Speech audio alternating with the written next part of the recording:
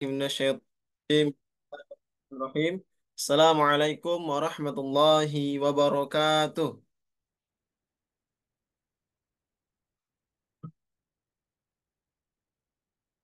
Kurang bersemangat Bapak Ibu ya. Silakan Bapak Ibu ya, mohon izin jawab salam saya dengan semangat. Assalamualaikum warahmatullahi wabarakatuh. Waalaikumsalam Waalaikumsalam warahmatullahi warahmatullahi wabarakatuh. wabarakatuh. Alhamdulillah, apa kabar Bapak Ibu semua pada malam hari ini? Semuanya sehat?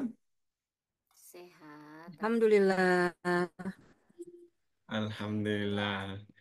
Ya bersyukur pada Allah ya Bapak Ibu yang dimuliakan Allah Subhanahu wa taala karena atas nikmat dan kasih sayangnya Allah masih izinkan kita untuk bertemu kembali Bapak Ibu ya dalam webinar kita bersama LPK Generasi Fakultitin dalam sebuah webinar Certified Mental Health Counseling Specialist atau CMHCS.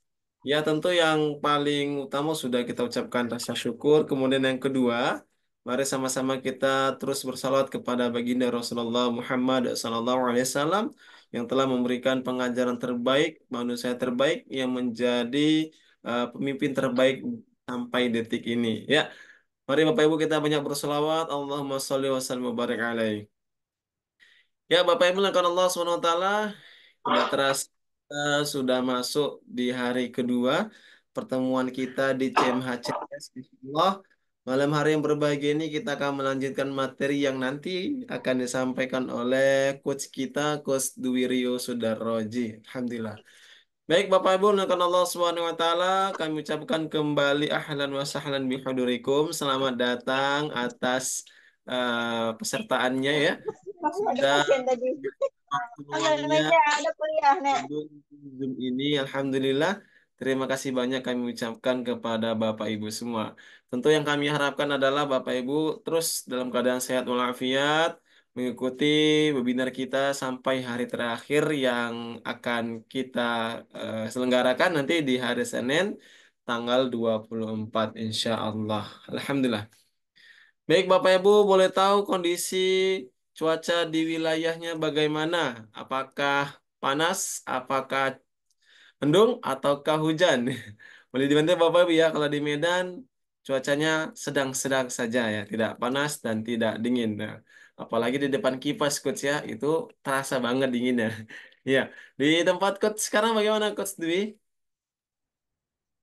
Alhamdulillah cuaca cerah, kondusif. Semoga nanti lancar kegiatan kita malam hari ini. Alhamdulillah, amin ya amin coach. Ya dari Ibu Rizky Utami di Tangerang hujan, masya Allah, barakallah Bu ya, Allah masih manafian. Semoga hujannya menjadi rahmat Allah meredoi acara yang kita selenggarakan pada hari ini, amin ya robbal alamin. Dan tentu yang paling penting adalah Bapak Ibu output dari pembelajaran kita, yaitu kita dapat menjadi seorang konseling spesialis ya. Bagaimana mengkonsul klien yang nanti akan menjadi target atau menjadi tempat kita menerapkan ilmu yang kita dapatkan dari guru-guru kita. Alhamdulillah. Baik Bapak Ibu Allah SWT, Masya Allah ya, masih berlanjut ya cuacanya di sana bagaimana? Di Solo hujan, Allah ya. Allahumma sholli wa nafi'an. Ibu semoga diridhai Allah Bu ya. Hujan dan semoga Ibu berdoa Allah ijabah segera amin ya rabbal alamin. Ya nampaknya di daerah Jawa hujan semua ya coach ya. Di Medan saja ini agak lumayan belum hujan-hujan sudah 2 hari. Ya, Alhamdulillah. Baik, Bapak Ibu kalau Allah SWT sedikit ya saya sebelum melanjut kira-kira conclusion ya sedikit saja sih ya. Semalam kita sudah mendengar panjang lebar sekitar 2 jam ya penyampaian dan beberapa pertanyaan dari peserta terkait dengan pelatihan hari pertama. Bapak Ibu boleh nggak bantu saya sedikit saja apa yang disampaikan oleh coach kita semalam? Boleh dibantu Bapak Ibu tentang apa penyampaiannya ya. Saya lihat dari para peserta sudah banyak sekali catatannya ya. Ada yang fokus mencatat, ada yang fokus mendengar, Masya Allah. Dan kami yakin Bapak Ibu semua mendengarkan sampai habis materi disampaikan guru kita. Baik, Bapak Ibu boleh dibantu Bapak Ibu siapa yang bersedia ya. Maksud kami ini bukan untuk mengajarin ya, tapi untuk kilas balik ya. Kalau bahasa Arabnya itu mutolaah ya, mengulang kembali yang sudah diajarkan. Ya hitung-hitungnya coach ya. mengulang kembali, kemudian mengingat kembali dan melanjutkan nanti apa yang disampaikan oleh Coach Dwi Rio. Bagaimana Bapak Ibu, ada sedikit saja ya? Oh, tentang paradigma kesehatan mental. Masya Allah. Luar biasa ya dari Ibu Rina Anggreni ya. Tentang paradigma kesehatan mental. Ada lagi Bapak Ibu ya? Yang mencatat semalam ya. Sangat-sangat fokus ya. Banyak sekali saya lihat minggu lalu, bukan minggu lalu, semalam ya. Kalau peserta kita di pertemuan sebelumnya, Bapak Ibu, sangat interaktif juga ya. Sampai-sampai nanti ada di sesi konseling ya, Coach Dwe ya. Bagaimana, apa namanya, berbicara soal apa persoalan problematika yang dijalaninya. Oh, Masya Allah. Ya, semoga dengan hal ini bisa menjadi semangat Bapak Ibu ya. Nanti di hari ketiga, hari keempat, mengikuti sampai akhir. Alhamdulillah. Perbedaan. Ya, gangguan kesehatan mental sudah ya sering terjadi kata Ibu Rizky Utami. Bu Rina juga sudah mengatakan demikian. Ya, kemudian perbedaan bimbingan konseling dan psikoterapi, Masya Allah. Ada batasan bimbingan, Masya Allah. Ternyata Coach Dwi ya, peserta kita malam hari ini mengingat Coach ya, mencatat dengan penuh khidmat ya. Mungkin catatannya banyak Coach. Mungkin yang Coach sampaikan bisa sampai setengah setengah buku Coach ya. Ya, dengan catatan-catatan dan komentar-komentarnya. Ya, pertanyaan dari Ibu Nanda Febriana, kalau semalam saya nggak ikut, tidak datang bagaimana ya? Ya, nanti silakan dikomunikasikan ke admin kami, Ibu ya. Semoga dengan rekaman yang sudah disediakan bisa menjadi ilmu baru khususnya untuk Ibu siapa tadi namanya ya? Untuk Ibu Nanda Febriana. Alhamdulillah. Baik, terima kasih Bapak Ibu atas jawabannya dan interaktif ya. Semoga Bapak Ibu malam hari ini terus bersemangat. Jangan lupa untuk sediakan kopinya sebelum mengikuti kegiatan atau teh manis atau minum-minumannya ya agar tidak ngantuk. Ya, selagi masih hangat kopi atau teh manis yang disediakan, silakan diminum Bapak Ibu ya. Saya lihat Coach Dwiryo juga sedang siap-siap nih Coach ya, sediakan kopinya. Alhamdulillah. Baik, Bapak Ibu kan Allah SWT, malam hari ini kita tidak akan panjang lebar pembukaan mukadimah yang akan kami sampaikan. Langsung saja, sebelum kita mulai, mari sama-sama kita membacakan pembukaan agar Allah meridhai acara kita pada malam hari ini. Sama-sama mengucapkan, melafazkan Ummul Quran, surah Al-Fatihah. Al-Fatihah. A'udzubillahi minasyaitonir rajim. Bismillahirrahmanirrahim. Alhamdulillahirabbil alamin arrahmanir rahim. Maliki yaumiddin. Iyyaka na'budu wa iyyaka nasta'in. Ihdinas siratal mustaqim. Siratal ladzina an'amta 'alaihim ghairil maghdubi 'alaihim waladdallin. Amin. Baik, Alhamdulillah. Bapak, Ibu, semoga terus bahagia ya, tetap bahagia mengikuti kegiatan pada malam hari ini. Karena bakal yang paling utama itu adalah tersenyum, Coach ya. Kalau tidak tersenyum, mungkin saja akan merubah hari atau bisa membuat kita bad mood, kira-kira gitu ya. Ya kan, Coach? Kalau kita bicara sama orang mungkin yang sedang cemberut, pasti Coach terbawa suasana, Coach ya. Kok cemberut sih ngomongnya? Atau kalau tidak senyum, kita udah senyum dengan senyum yang ikhlas, tiba-tiba apa namanya yang kita ajak bicara itu apa namanya kok merenggut aja nggak ada senyum-senyumnya ya. Kalau maksud maksud kami adalah melatih senyum ini bagaimana siyoknya seorang konseling coach ya. Konseling itu harus tetap senyum coach ya. Betul nggak coach ya? Iya, kan nggak mungkin kan coach kalau yang datang ditanya kita merengut atau kita tidak menjawab. Nah, bisa jadi kliennya akan berkomentar nanti. Ah, nggak usah sama itulah, nggak enak pun konselingnya, cari yang lain aja. Ini juga ada pembahasan di semalam coach ya, materi yang pertama. Alhamdulillah. Baik, langsung saja Bapak Ibu yang Allah Subhanahu wa taala, kami harapkan Bapak Ibu sediakan catatan yang kembali dan kopinya jangan lupa, minumannya ya, agar di sela-sela banyak duduk bisa menyehatkan tubuh juga. Alhamdulillah. Baik Bapak Ibu langsung saja sebelum kita melanjut ya acara berikutnya nanti materi yang akan disampaikan oleh Coach Dwi Rio Sudaroji. Kepada Coach Dwi Rio Sudaroji kami persilakan.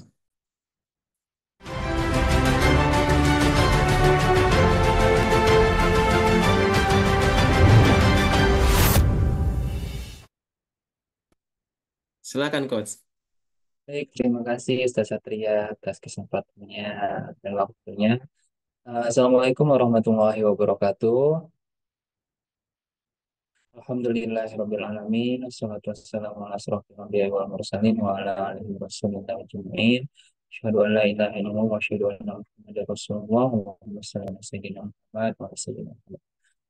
Baik, teman-teman semua, Bapak Ibu, peserta pelatihan CMHCS batch ketiga, semoga dalam keadaan dan kondisi yang sehat selalu, diberi kemudahan, kelapangan, kan pikirannya untuk mengikuti kegiatan ini dengan baik, untuk saling sharing, kita bersama-sama belajar ini, kemudian belajar untuk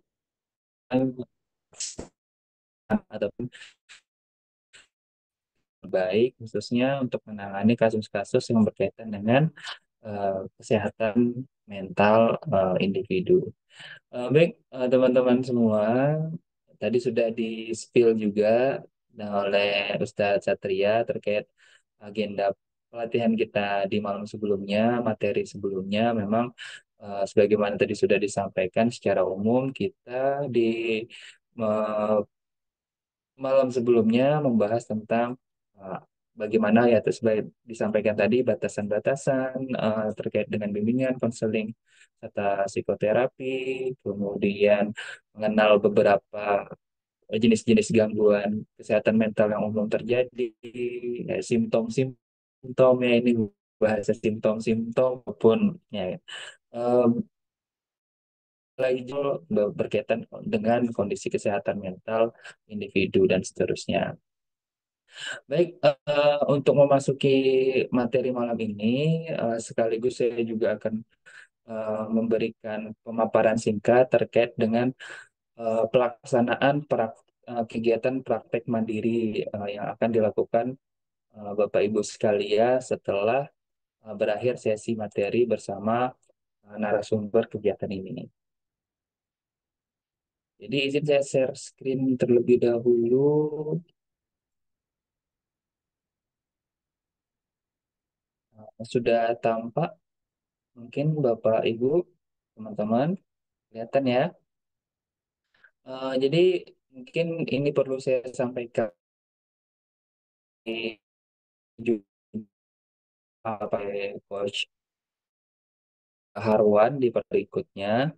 Nah, jadi teman-teman semua dalam kegiatan pelatihan ini kita juga akan memfasilitasi ataupun memandu membersamai teman-teman dalam nanti kegiatan mandiri untuk melaksanakan praktik bagaimana melaksanakan konseling yang baik ataupun yang sesuai dengan prosedur konseling. Nah, jadi nanti dari praktik yang dilakukan ada beberapa item yang kita coba susun, kita coba lakukan untuk melatih serta membiasakan teman-teman dalam proses konseling. Nah, jadi nanti kegiatan-kegiatan yang dilakukan diantaranya di sini yang pertama itu adalah menyusun instrumen atau panduan wawancara dan atau observasi. Jadi nanti akan kita minta bukti pengerjaannya itu berupa pedoman wawancara serta dan atau panduan observasi yang dilakukan dalam proses konseling. Kemudian berikutnya adalah melaksanakan wawancara atau observasi salah satunya eh, dan nanti dibuktikan dengan video serta laporan pelaksanaan wawancara atau observasi. Nah, kemudian ada lagi itu membuat laporan studi kasus permasalahan klien. Nanti ini akan dibuat ataupun buktinya kita minta dalam bentuk laporan studi kasus. Dan yang terakhir itu praktek konseling individual bersama klien. Ini nanti kita juga minta buktinya melalui video serta laporan praktek konseling individual. Nah, untuk poin C dan D ini insya Allah nanti akan dipaparkan lebih lanjut oleh Coach Harwan di pertemuan ketiga dan keempat. Nah, ini mungkin izin teman-teman, Bapak Ibu sekalian yang nanti akan dilakukan selama proses praktek mandiri. Nanti akan di-share juga, insya Allah dibagikan dalam grup ya, nanti grup masing-masing kelompok bersama narasumber untuk bisa dipandu juga dalam pelaksanaan praktek mandiri. Nah, demikian untuk kegiatan praktek individunya. Nah, baik, kita langsung saja masuki ke materi untuk kegiatan malam hari ini. Izin saya share screen, sudah terlihat ya?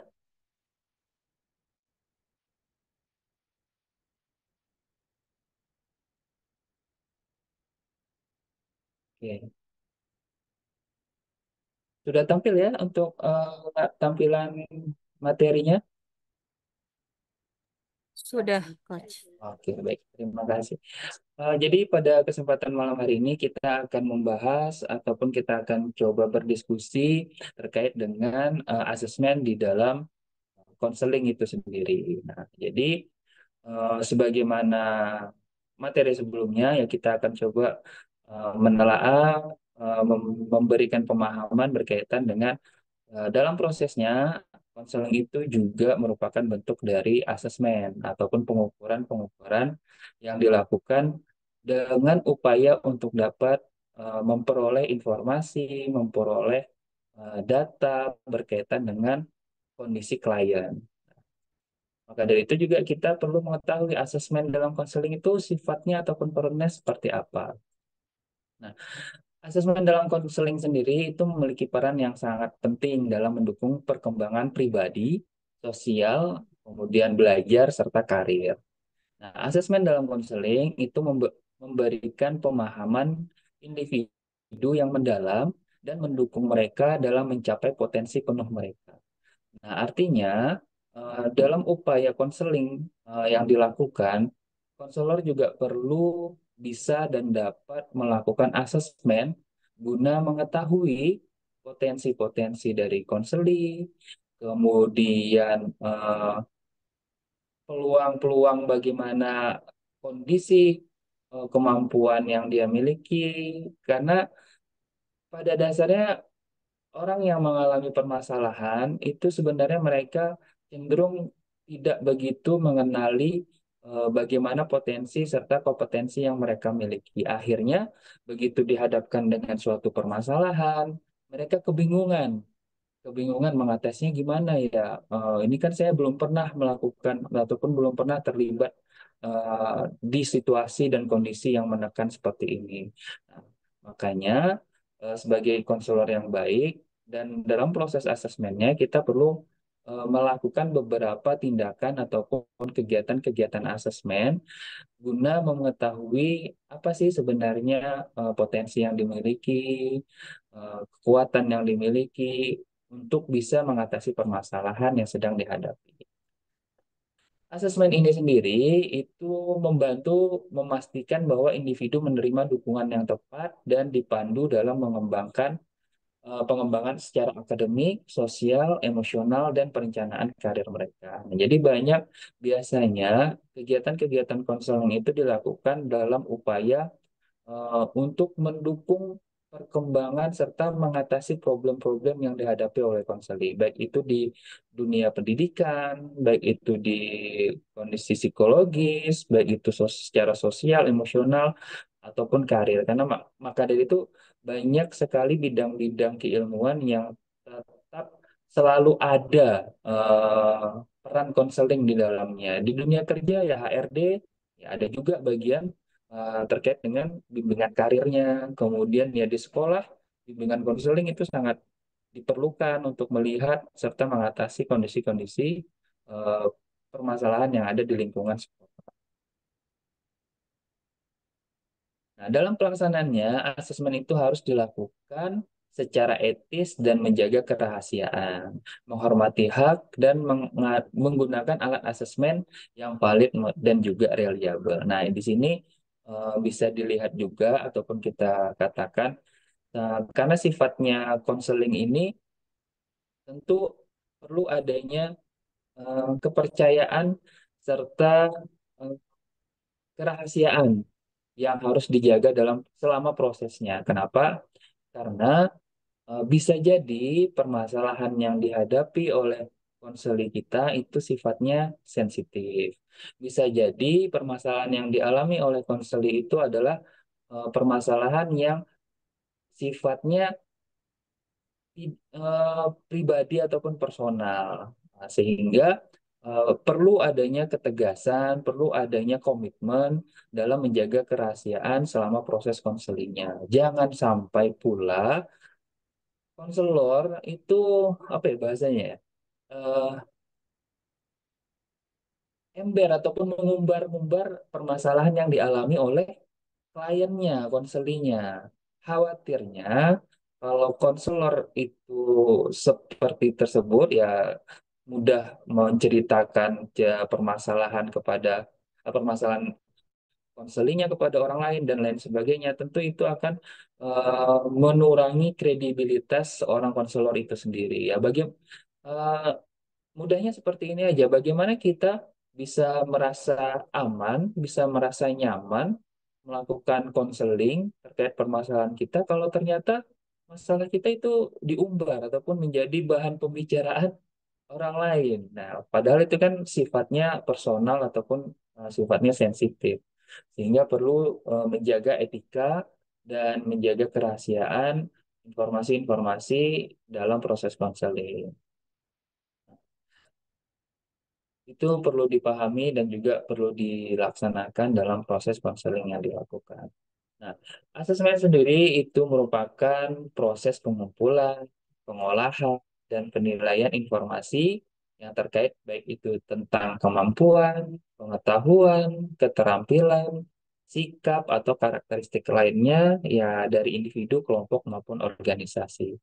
Nah, jadi segala macam bentuk eh, data-data, informasi-informasi terkait dengan kondisi individu yang sedang melaksanakan konseling itu bisa dijadikan sumber data dalam asesmen. Contohnya semisal di dunia pendidikan itu biasanya sekolah ada mengadakan tes psikologi, data-data terkait dengan kemampuan intelektual peserta didiknya, tes IQ, tes minat bakat, dan lain sebagainya yang dilakukan, itu kan gunanya untuk mengidentifikasi, mendeskripsikan bagaimana kemampuan peserta didik, bagaimana potensi peserta didik, dan itu biasanya pasti direkap ataupun disimpan sebagai ya dokumen ataupun data dari peserta didik, sehingga ketika ada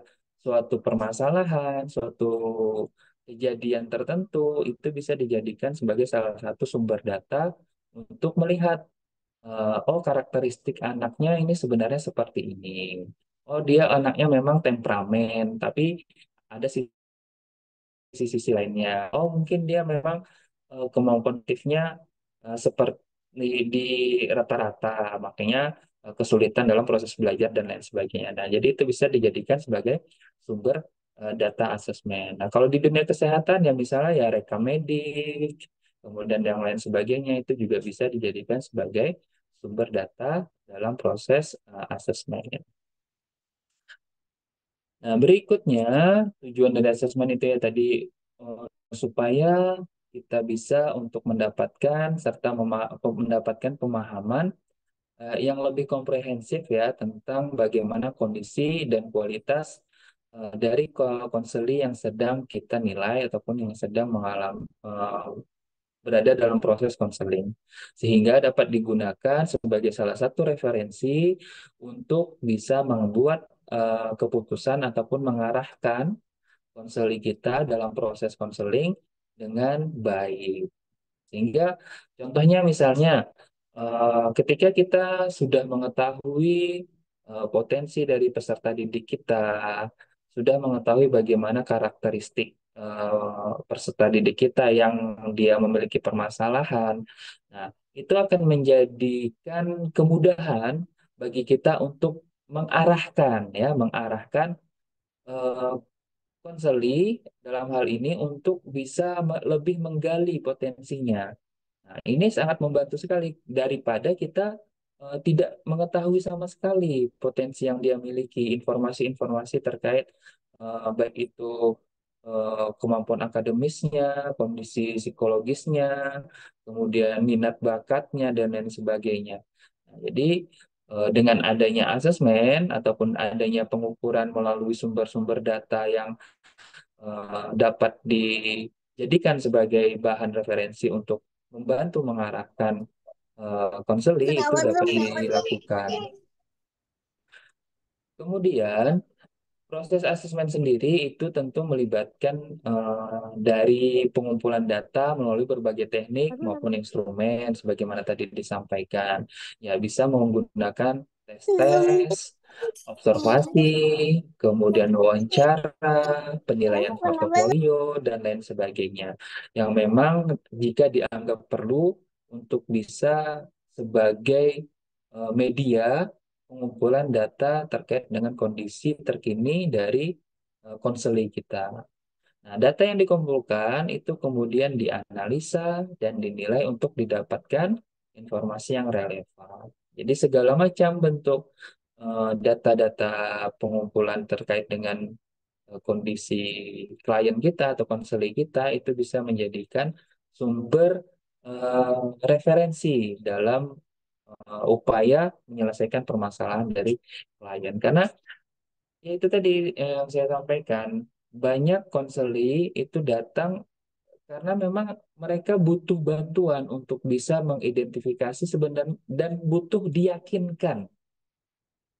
Kadang mereka bisa tapi kurang yakin, butuh penguatan. Makanya konseling ini eh, di awal kemarin kita sampai salah satu bentuk pelayanan yang kita dapat lakukan untuk membantu individu lebih mengenali potensi yang dia miliki dan bisa menghadapi permasalahan yang sedang dihadapi.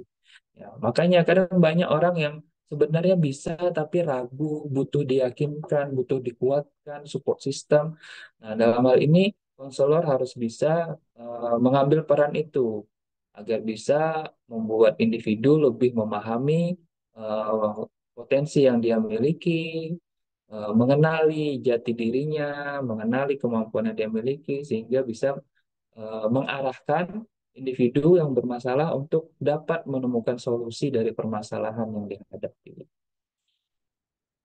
Kemudian, hasil dari asesmen tersebut itu digunakan ya tadi untuk dapat membuat keputusan, memberikan umpan balik, nah, atau merancang intervensi yang tepat sesuai dengan kebutuhan individu. Jadi bisa sebagai pancingan ataupun sebagai eh, stimulus. Ini kamu sebenarnya eh, punya kok kemampuan intelektual yang bagus. Kira-kira ada hambatan nggak dalam proses pembelajaran? Nah, dari situ kan kita bisa menggali ataupun bisa eh, mengkonfirmasi terkait kondisi-kondisi dari klien kita. Nah, jadi kesimpulannya, secara keseluruhan, asesmen itu sendiri merupakan suatu proses yang sifatnya sistematis untuk mengumpulkan dan mengevaluasi informasi dengan tujuan untuk memahami dan membuat keputusan berdasarkan data yang relevan. Sehingga secara umum kegiatan asesmen di dalam konseling ini tentu adalah beberapa prosedur-prosedur, baik itu melakukan dengan tes maupun non-tes, untuk dapat mengumpulkan serta mengidentifikasi potensi-potensi serta kondisi relevan pada diri klien kita. Nah, gunanya apa? Gunanya ini dapat membantu memudahkan konselor dalam membuat ataupun mengarahkan konseli untuk bisa menemukan solusi terbaik dari permasalahan yang dihadapi. Karena kembali lagi, eh, saya tekankan bahwa proses konseling ini adalah proses di mana kita sebagai konselor berupaya menjadi media ataupun ya menjadi sarana agar konseling itu bisa mengenali potensinya serta mengarahkan solusi dari permasalahannya sesuai dengan potensi yang dia miliki. Kita membantu mengarahkan, kita membantu memberikan opsi-opsi dari pilihan yang mereka buat seperti itu. Kita lanjut, kemudian Asesmen dalam konseling itu sendiri menunjuk pada kemampuan, ya, kemampuan informasi seperti tadi ya. Nah, dalam model ataupun metode pengumpulan datanya, tadi juga sudah sedikit dipaparkan, ada beberapa baik itu menggunakan tes maupun non-tes, ya bisa berkaitan dengan informasi baik itu kondisi akademis, emosional, sosial, minat, nilai-nilai, dan lain sebagainya yang memang diperlukan sesuai dengan kebutuhan konseling yang sedang dilakukan. Kalau memang perlu kondisi kesehatannya secara medis diperlukan, silakan sebagai salah satu sumber referensi ataupun data untuk melakukan asesmen.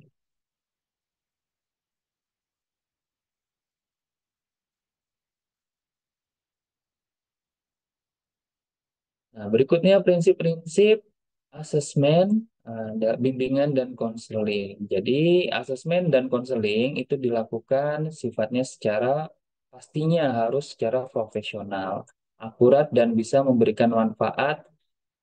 Harapannya bisa memberikan manfaat yang signifikan bagi individu yang sedang mendapatkan layanan. Jadi, dalam prosesnya, dalam pelaksanaannya sebagai konselor, kita harus bisa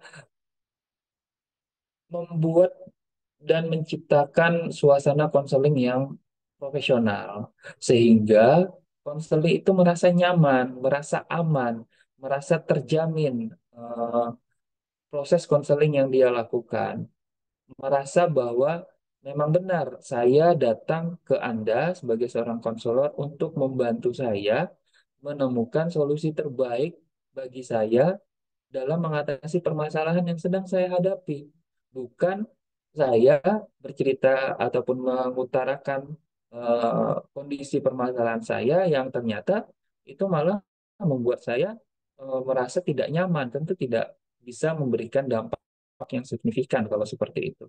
Nah, makanya perlu di awal tadi ya kita bersifat profesional, meyakinkan ya kayak tadi dengan tampilan yang baik ya, ramah, senyum tadi seperti disampaikan di awal. Masa kita sebagai konselor cemberut atau garang ataupun seperti apa, tidak kesannya positif ataupun baik ya, akhirnya kan konselor akan sulit untuk bercerita, akan sulit untuk mengungkapkan kondisi yang sebenarnya terjadi, tidak lepas itu ya menceritakan problem ataupun permasalahannya, sehingga kalau sudah demikian akan sulit proses konseling yang akan dilakukan. Data-data ataupun informasi yang diberikan akan sangat terbatas. Bagaimana kita eh, dalam membuat suasana yang nyaman, suasana yang membuat menenangkan itu tidak bisa tercipta. Akhirnya tidak menemukan solusi terbaik untuk mengatasi permasalahan dari konseling. Nah, di sini ada beberapa hal yang perlu diperhatikan, ya di antaranya validitas, reliabilitas, ya ini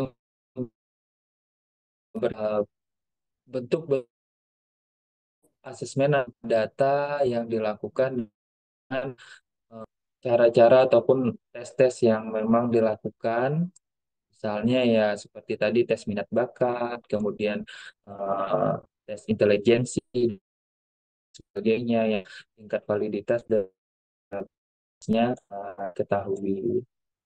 Kemudian berkaitan dengan keadilan budaya, nah di sini asesmen itu harus dilakukan dengan mempertimbangkan keadilan budaya. Maksudnya apa? Nah, maksudnya adalah asesmen itu harus sensitif terhadap keanekaragaman budaya, latar belakang, dan pengalaman individu. Nah, sehingga di sini bisa dikatakan bahwa dalam prosesnya itu sebagai seorang konselor kita tidak makanya kemarin saya sampaikan jangan jangan pernah menjadi konselor yang cepat menjustifikasi, jangan pernah menjadi konselor yang cepat memberikan penilaian judgement terhadap kondisi dari individu ataupun konseling kita, karena bisa jadi budayanya ataupun latar belakangnya itu berbeda dengan apa yang biasanya kita pahami. Nah, makanya perlu kita menjadi pendengar yang baik, perlu kita sabar dalam proses konseling, eh, sabar dalam artian membiarkan terlebih dahulu konseli kita mengungkapkan kondisinya, perasaannya, emosionalnya, barulah kita mengarahkan ataupun mengumpulkan informasi-informasi tersebut untuk menjadi suatu pemahaman bagi konseli. Jangan langsung tiba-tiba memberikan justifikasi, jangan langsung tiba-tiba menghakimi. Nah, itu tentu eh, khawatirnya akan membuat ketidaknyamanan dalam proses konseling yang dilakukan. Berikutnya etika. Nah, asesmen itu harus dilakukan untuk mengikuti tetap dengan mengikuti prinsip-prinsip etika profesional, di mana memastikan kerahasiaan dan privasi individu. Ini perlu menjadi catatan memang dalam prosesnya. Konseling itu biasanya akan banyak muncul informasi-informasi ataupun eh, kondisi-kondisi yang sifatnya sensitif, yang personal sekali, karena bisa jadi permasalahannya juga kompleks dan lain sebagainya. Maka kerahasiaan itu perlu dijaga. Jangan sampai pula misalnya eh, setelah konseling bukannya menyelesaikan masalah, malah menambah masalah. Nah, ya kenapa contohnya? Ya misalnya konselornya ternyata cerita kemana-mana, ternyata cerita itu didengar ataupun diketahui oleh teman dari konseling kita. Kok dia bisa tahu dan lain sebagainya. Nah, itu tentu akan lebih menyulitkan, bahkan menganggap ya itu tadi ngapain kita eh, konseling dengan Bapak A B. Ternyata dia nggak bisa jaga rahasia, malah diumbar dan lain sebagainya. Tentu itu tidak memberikan dampak yang signifikan untuk menyelesaikan permasalahan yang dihadapi. Oke, berikutnya perlu ya keberagaman. Jadi asesmen itu memang tidak bisa eh, biasanya tidak dilakukan dengan satu satu alat ukur ataupun satu pengukuran.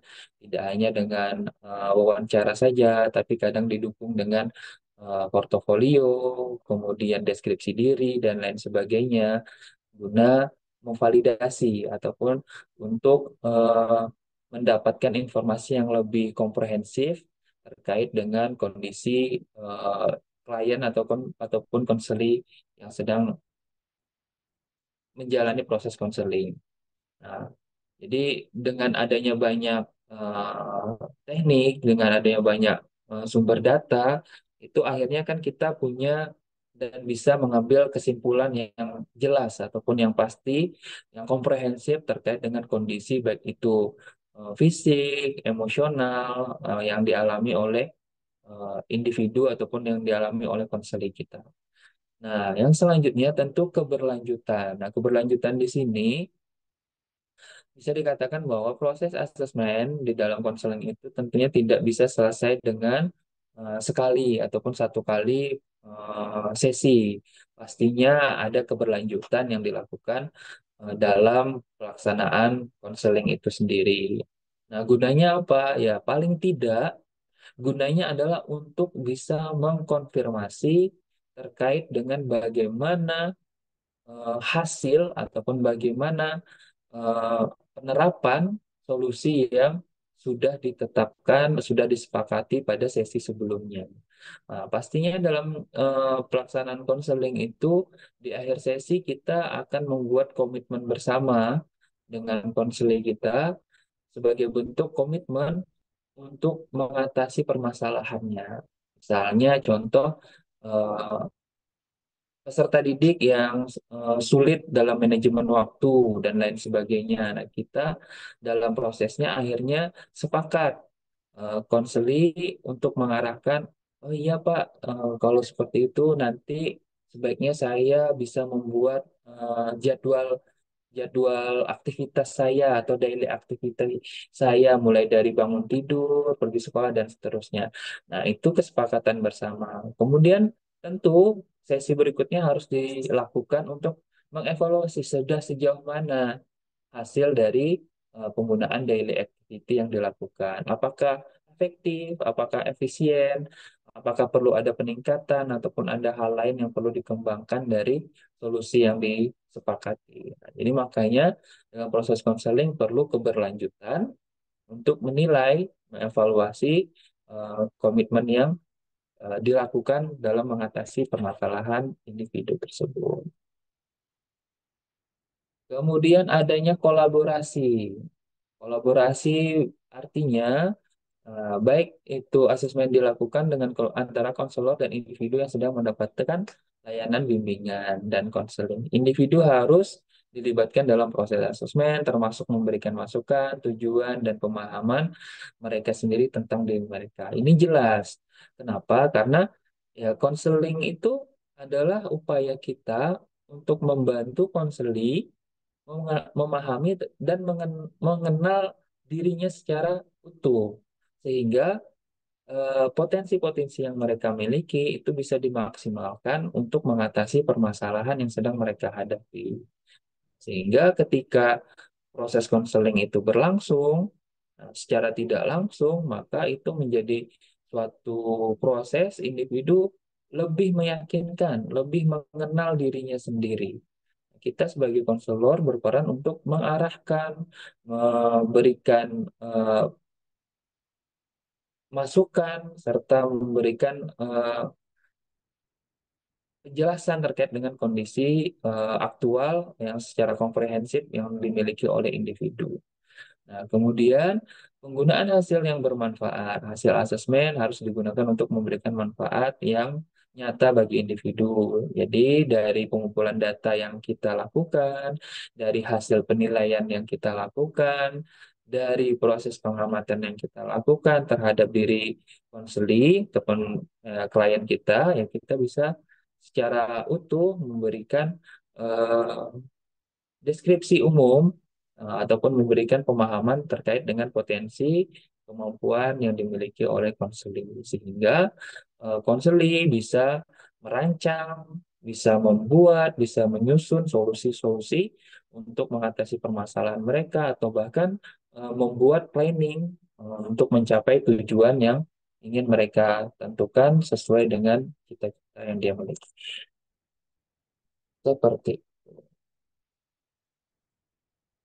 Nah, oke, kita masuk berkaitan dengan jenis-jenis asesmen. Ya, ada asesmen yang sifatnya tes dan juga ada asesmen yang non-tes. Jadi kita masuk di pertama, asesmen tes itu melibatkan penggunaan instrumen-instrumen formal yang mana ini dirancang untuk mengukur variabel tertentu ya seperti kepribadian, minat, keterampilan ataupun kecerdasan. Ini biasanya menggunakan alat-alat ataupun instrumen pengukuran yang sudah tingkat validitas dan reliabilitasnya sudah teruji. Di antaranya ya tes kepribadian, tes IQ, tes minat, dan juga tes bakat.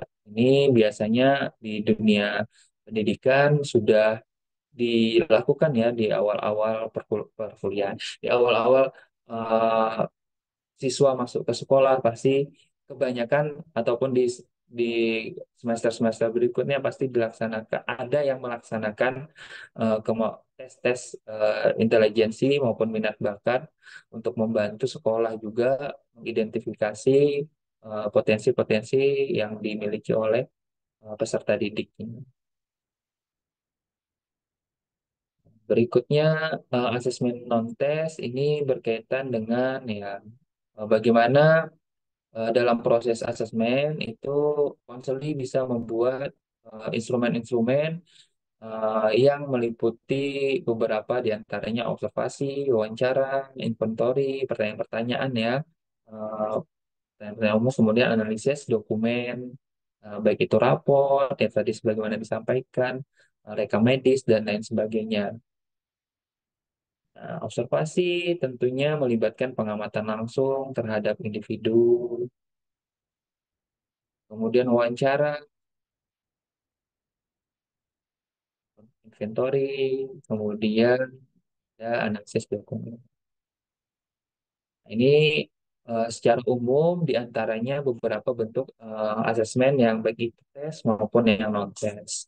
Nah, karena pada penerapannya saat ini tentu sudah sudah banyak ya beberapa bentuk asesmen-asesmen yang bisa dilakukan untuk bisa mengidentifikasi baik itu perilaku, sikap dan lain sebagainya. Baik, saya rasa cukup. Kemudian kita akan coba saya tampilkan template ya teman-teman eh, dalam pembuatan baik itu wawancara maupun observasi. Nanti untuk materinya, insya Allah nanti bisa di download ya ataupun didapatkan. Nanti ada link biasanya nanti oleh admin nanti akan dibagikan. Kita mulai dari template untuk wawancara. Izin saya share screen. Nah, jadi eh, teman-teman, Bapak Ibu, ini sekedar template yang bisa digunakan untuk membuat pedoman wawancara dalam proses konseling, di mana ini nanti juga bisa dijadikan sumber referensi untuk praktik mandiri teman-teman atau Bapak Ibu sekalian dalam pelaksanaan tugas mandirinya. Jadi di antaranya dalam menyusun pedoman wawancara itu kita perlu yang jelas ya identifikasi terkait dengan subjek kita ya, mulai dari nama, usia, jenis kelamin, tingkat pendidikan, waktu pelaksanaan, siapa konselornya, siapa kemudian apa permasalahan dari kliennya. Nah, biasanya ini dilakukan setelah identifikasi awal terkait dengan apa permasalahan yang dihadapi oleh individu.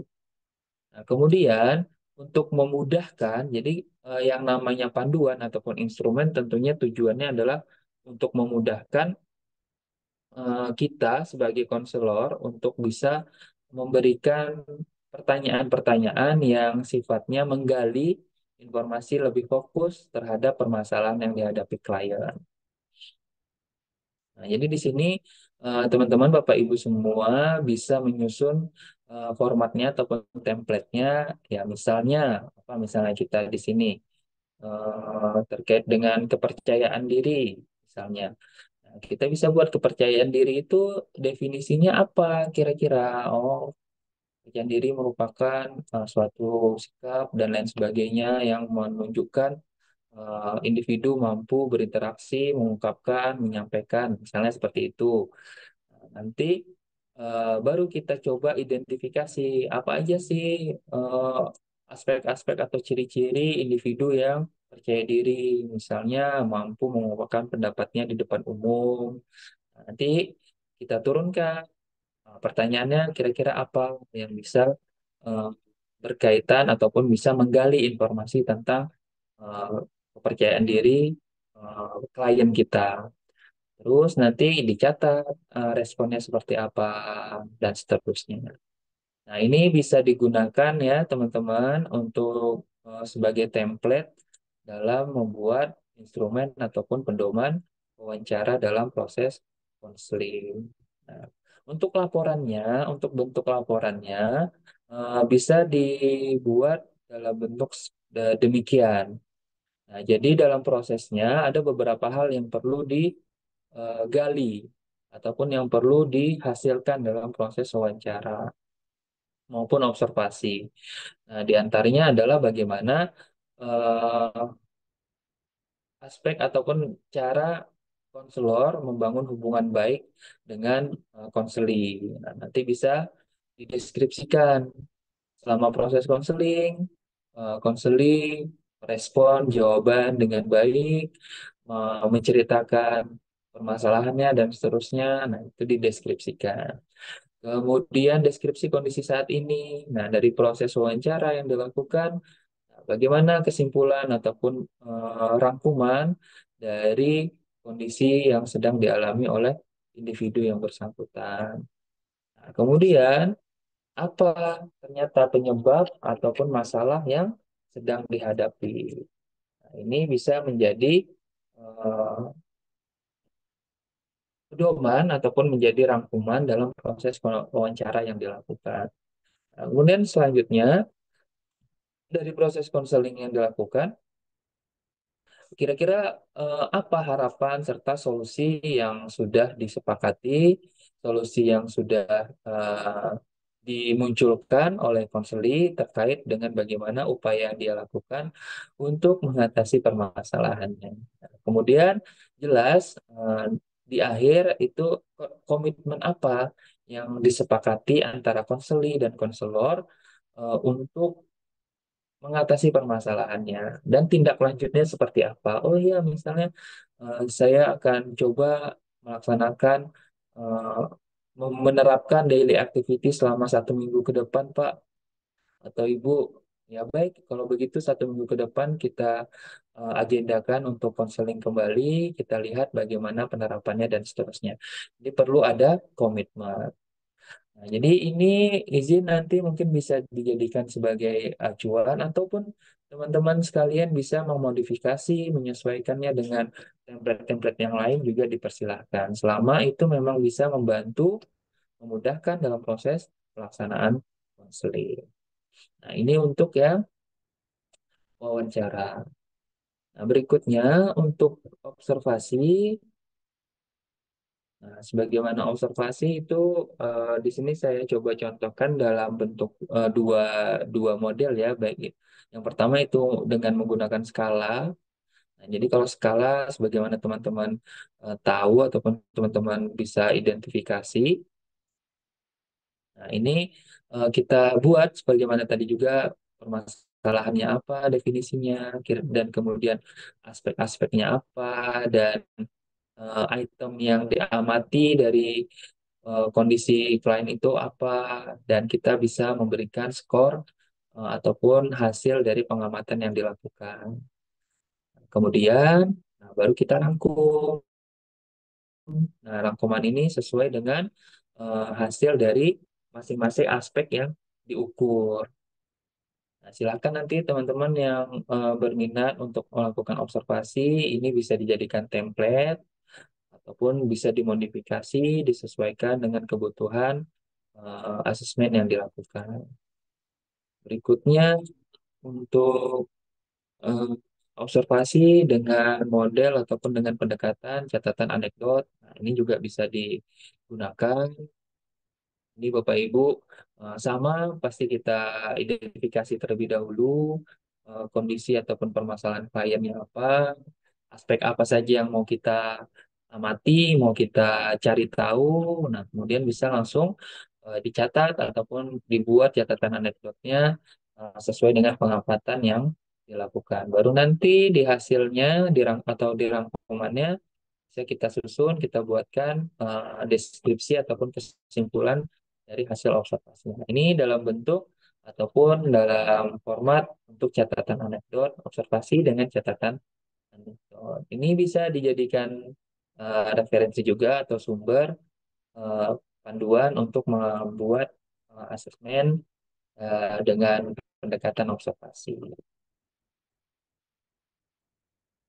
Oke, baik, izin mungkin demikian yang dapat saya share terkait dengan materi pada kesempatan malam hari ini untuk asesmen dalam konseling.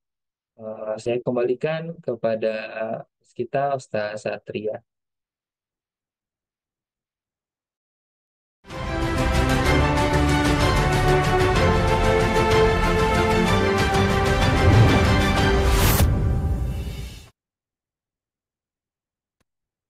Alhamdulillah, jazakallah khair, Coach Dwi Rius Daraji atas penyampaian materi di hari kedua.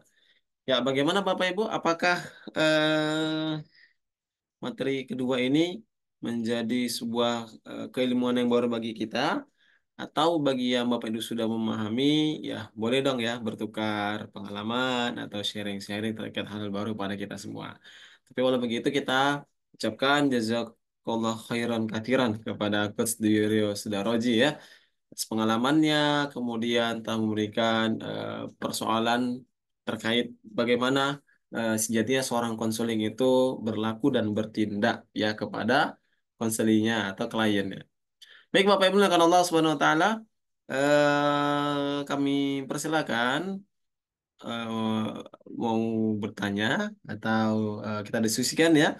Silakan Bapak Ibu jika ada pertanyaan boleh raise hand, kita akan kasih kesempatan untuk bertanya. Baik ya, Coach, nampaknya Ibu Rina Anggreni sudah nggak sabar nih Coach mau langsung bertanya. Silakan Ibu. Ibu Rina dulu, kemudian nanti Ibu Nisa ya. Silakan Ibu Rina. Ya, Bismillah, terima kasih Pak Satria dan Coach Dwi. Eh, Tadi boleh izin Coach untuk contohnya gitu ya.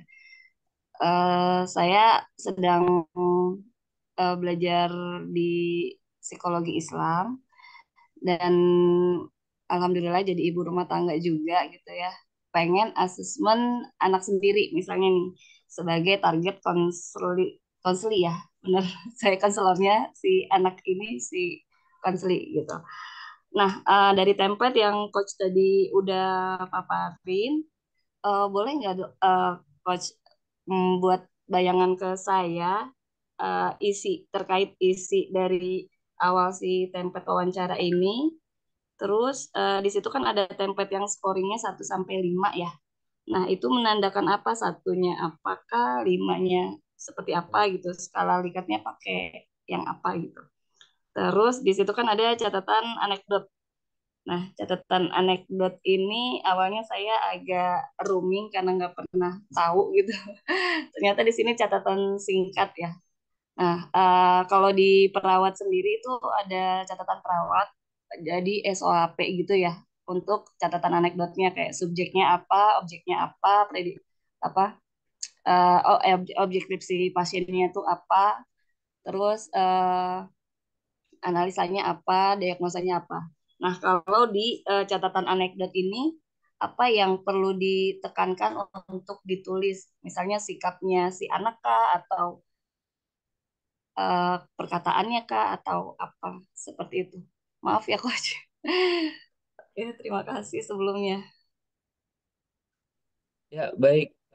Terima kasih. Mungkin langsung dijawab aja ya. Eh, Baik, Boleh? silakan Coach.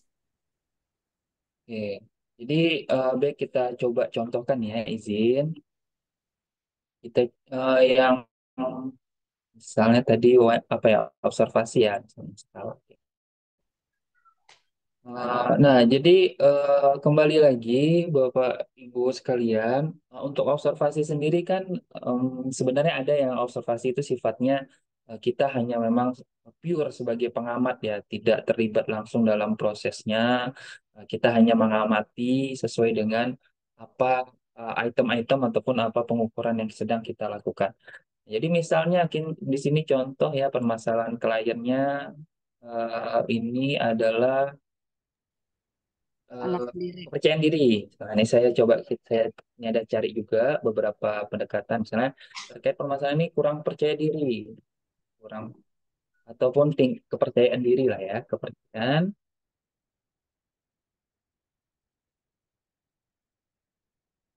Nah, nanti kita coba cari ini saya coba lihat ada beberapa definisi dari beberapa tokoh terkait dengan kepercayaan diri. Nah, misalnya di sini dikatakan kepercayaan diri adalah sikap positif yang membuat seseorang yakin pada kemampuannya diri sendiri. Nah, ini eh, definisi atau pengertian dari beberapa dari tokoh yang kita amati. Kemudian aspek dimensi atau ciri-ciri. Nah, di sini juga ada beberapa dipaparkan ciri-ciri orang yang percaya diri itu seperti apa. Ya, kita ambil contoh beberapa ya di sini. Di antara misalnya berani mengambil keputusan. Nah, ini salah satu ciri individu yang memiliki kepercayaan diri. Kemudian kita turunkan item observasinya seperti apa, karena ini sifatnya pengamatan. Nah, misalnya kita lihat individu mampu eh, memberikan jawaban terhadap pertanyaan misalnya.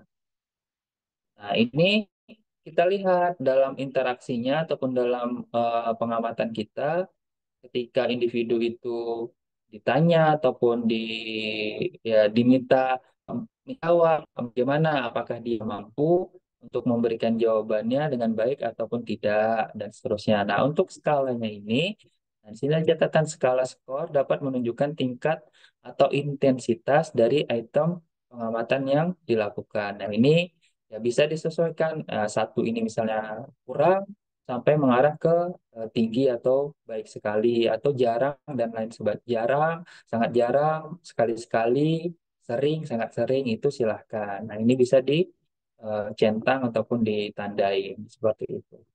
Nah, jadi nanti diturunkan ke beberapa item untuk bisa diamati. Nah, itu untuk yang observasi. Kalau untuk wawancara, bagaimana ya sama saja. Ini nanti item pertanyaannya bisa kita buat misalnya eh, eh, misalnya seperti ini pertanyaannya. Pernah tidak eh, Anda mengalami situasi di mana eh, diminta untuk mengambil keputusan ataupun diminta untuk memberikan pernyataan ataupun menjawab dari suatu kondisi tertentu. Nah, nanti dijawab dan seterusnya dan seterusnya. Itu salah satu cara kita membuat instrumen ataupun guide baik itu wawancara maupun observasi. Jadi intinya instrumen-instrumen ini dibuat untuk memudahkan dalam proses konseling yang sedang dilakukan. Menjadi panduan supaya bisa fokus kepada penyelesaian permasalahan yang dialami konselor tersebut. Nanti dalam prakteknya silahkan mungkin kasus-kasusnya ataupun permasalahannya bisa didapatkan ataupun bisa dicari tahu eh, sesuai dengan pendekatan-pendekatan yang ingin didalami seperti itu. Tadi misalnya ingin coba untuk menerapkan konselingnya kepada anak sendiri ya monggo silahkan. Coba bagaimana penerapan konselingnya ataupun bagaimana upaya untuk memberikan eh, konseling pelaksanaan konseling yang baik dengan eh, keluarga ataupun ya keluarga. Mungkin itu yang bisa dapat saya bantu jawab. Semoga bisa membantu. Terima kasih. Alhamdulillah, makasih banyak ya Coach atas jawaban dari soal pertanyaan Ibu Rin Anggra ini. Alhamdulillah. Menarik Coach ya. Ternyata asesmen bahan yang akan kita praktekkan ternyata bisa untuk anak sendiri Coach ya. Insya Allah. Selagi kita bisa menyesuaikan, Insya Allah yang itu akan mudah dilakukan Insya Allah Coach ya. Masih satu Ya, pertanyaan sudah semakin asyik coach. Nampaknya ya. ada dua Bi- lagi yang waiting list coach. Bagaimana coach? Putus-putus ya, sore coach. jadi oke, jadi memang sebenarnya izin ya teman-teman. eh, Penerapan konseling itu memang bisa kita lakukan dengan siapapun ya, baik itu dengan orang lain ataupun dengan keluarga sendiri, dengan tetap menjunjung tinggi profesionalitasnya. Nah, jangan juga sampai atau yang dikhawatirkan itu ya misalnya kita menerapkannya dengan keluarga, baik itu anak, suami, kerabat dan lain sebagainya, tapi tidak memegang profesionalitas tadi. Jadi harus tetap objektif dalam memberikan pelayanannya. Nah, jadi jangan mentang-mentang anak sendiri ataupun suami ataupun kerabat ternyata ya dalam prosesnya itu tidak objektif tapi subjektif kan sulit juga nantinya tidak proses layanan ataupun proses konselingnya tidak memberikan dampak yang signifikan. Intinya bisa kepada siapa saja selama azas profesionalitas itu tetap dijaga. Insya Allah hasilnya akan bisa membantu mengatasi dan memberikan efek yang maksimal ataupun signifikan dalam mengatasi permasalahan konseli kita. Seperti itu, Ustaz. Iya, benar coach ya. Jadi at least dapat dipraktikkan ke keluarga coach. Tapi tetap catatan dari coach sebagai notnya harus profesional coach ya. Iya, Menarik, Coach, menarik. Saya pribadi, Coach, yang selaku lulusan teknik, menganggap ini sangat penting, Coach, ya. Pelajaran konseling ini. Tapi kita nggak mau panjang lebar dulu, Coach, karena masih ada dua peserta yang mau bertanya. Silakan izin ya, Bapak Luliana. Tadi Ibu Nisa duluan, Bapak ya. Baik, silakan Ibu Nisa Saruni ya. Silakan Ibu. Baik, terima kasih Pak. Apakah suara saya terdengar? Sangat Dengar Ibu. jelas, Ibu. Silakan, Bu. Terima kasih Coach, Pak Satria. Assalamualaikum warahmatullahi wabarakatuh. Waalaikumsalam. Waalaikumsalam warahmatullahi wabarakatuh. Terima kasih kesempatannya. Sebelumnya izin Coach, saya ingin bertanya. Untuk asesmen ini mungkin kurang lebih hampir mirip dengan pertanyaan Bu Rina tadi. Saya ingin bertanya mengenai asesmen yang wawancara tadi. Apakah keluhan dari ataupun permasalahan dengan keluhan awal, misalkan pasien ini datang pertama kali ke kita untuk konseling. Misalkan ada pasien yang datang ataupun klien yang datang ini dengan keluhan gangguan cemas.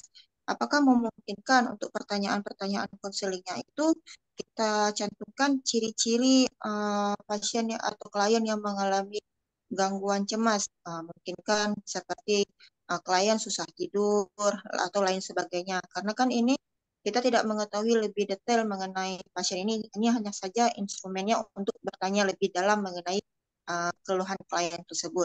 Kalau kan yang tadi observasi, dan tentunya kita sudah bisa menilai, oh objeknya seperti ini yang akan kemudian kita tanyakan bisa ditentukan dengan skala. Kalau dengan yang wawancara asesmen ini dengan dibantu dengan ciri-ciri tersebut saja, apakah cukup ataukah perlu kita tambahkan atau selama masa wawancara itu kita tambahkan sendiri yang memungkinkan untuk menambah jawaban dari pasien atau klien tersebut, apakah bisa, Coach? Demikian, Coach. Baik, terima kasih Ibu Nisa atas pertanyaannya. Izin saya langsung jawab ya, Ustaz Satria. Silakan, Ya, Coach. ini menarik memang karena eh, perlu kita pahami bersama berkaitan dengan instrumen ataupun gate wawancara maupun observasi itu kan kita upayakan dibuat untuk memudahkan kita mengidentifikasi, memfokuskan terkait data-data yang ingin kita dapatkan. Nah, tapi apakah boleh kita mencantumkan ataupun kita menambahkan pertanyaan-pertanyaan lain di luar dari gate yang sudah kita buat? Dalam prakteknya itu bisa dikatakan mungkin seperti probing-probing ya, ataupun pertanyaan lanjutan yang digunakan untuk lebih memastikan, mengkonfirmasi, dan lebih mendalami terkait dengan kondisi yang sedang dialami. Silakan Ibu dilakukan ataupun diterapkan, dipraktekkan, karena itu juga bisa menjadi penguat dalam kita nantinya mengidentifikasi lebih komprehensif lagi kondisi real ataupun kondisi kita alami oleh seli kita. Ya,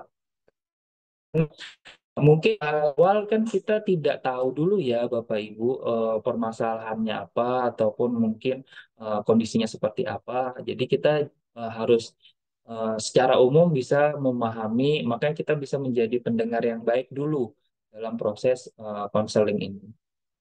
Nah, kemudian eh, ini sekali lagi kita coba buat ataupun kita coba susun sebagai salah satu langkah ataupun upaya dalam kita memahami proses pelaksanaan konseling yang baik. Walaupun pada praktiknya mungkin akan banyak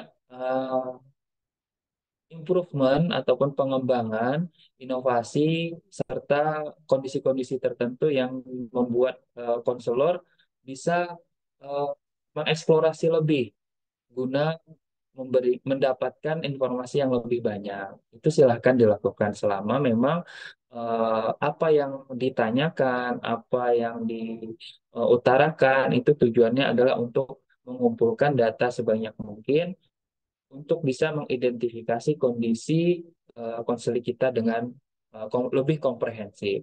Nah, jadi harapannya kan tentu dengan kita punya data yang lengkap, data yang banyak, kemudian data yang sudah komprehensif, itu kita sudah punya gambaran. Jadi konseling itu, konselor dalam prosesnya akhirnya bisa menggambarkan kondisi klien kita itu seperti apa, permasalahan yang dihadapi itu bagaimana, dan kira-kira solusi yang terbaik itu seperti apa. Tapi kembali lagi, konselor itu sebaiknya tidak memberikan solusi, tetapi mengarahkan konseli untuk menemukan solusi terbaiknya. Jadi kita kalau dalam prakteknya ya secara eksplisit itu tidak menyebutkan, oh Bapak kalau masalahnya tentang apa kecemasan, Bapak harusnya ya harus lebih berani. Nah, itu sebaiknya tidak seperti itu. Tetapi konseli akhirnya nanti memberikan solusinya ataupun akhirnya dengan dalam proses konseling menemukan solusi itu. Jadi itu fungsi kita mengarahkan konseli untuk bisa mengenali potensinya, untuk bisa mengenali kemampuannya dalam mengatasi permasalahan yang sedang dihadapi. Mungkin seperti itu, Ibu. Semoga bisa membantu memberikan jawaban yang dari pertanyaan yang tadi disampaikan. Terima kasih. Baik, terima kasih Coach atas jawabannya. Kita akan berlanjut ke penanya ketiga, Coach ya izin. Ya, kami persilakan kepada Bapak Luliana tadi nampaknya resen Bapak ya. Silakan Pak. Ya, baik. Bismillahirrahmanirrahim. Assalamualaikum warahmatullahi wabarakatuh. Waalaikumsalam. Waalaikumsalam warahmatullahi wabarakatuh. Saya sebenarnya sudah terbiasa dengan asesmen, namun memang asesmen saya ke arah narkoba. Saya menggunakan asesmen ASI, Addiction Severity Index. Itu untuk menentukan seberapa jauh mereka menggunakan narkoba, yang nanti hasilnya adalah apakah klien itu kita lakukan rawat jalan atau rawat inap. Jadi nanti itu ada ringan, sedang, dan berat. Nah, apakah di mental health itu sudah ada hal yang demikian atau yang sudah paten? Karena kalau misalnya kita masih menentukan kita membuat seperti yang sekarang ini, yang misalnya dibuat secara pribadi tanpa ada penelitian, tanpa belum ada kita uji coba, apakah kita bisa menentukan mental health seseorang itu seperti apa dan apa hasil dari konseling kita, sehingga nanti kita bisa mengetahui treatment apa yang kita bisa lakukan. Karena kalau kita menentukan sendiri apa yang kita tadi kosongan terus kita coba untuk membuat, takutnya nanti kita salah untuk memberikan treatment pada saat konseling lanjutan. Karena dengan saya biasa dengan ASI ini, kami mencoba untuk menentukan kalau misalnya ringan, oke ringan, klien merawat jalan, kita lakukan konseling selama 2 harus rawat inap, dan itu kosokisnya akan lebih lama. Nah, apakah ada yang sudah diteliti, yang sudah paten, sehingga nanti pada saat kita melakukan konseling itu akan lebih akurat, sehingga kita bisa menentukan, oh dengan hasil nilai sekian berarti mental health ini masih ringan, berarti tinggal cuma konseling aja.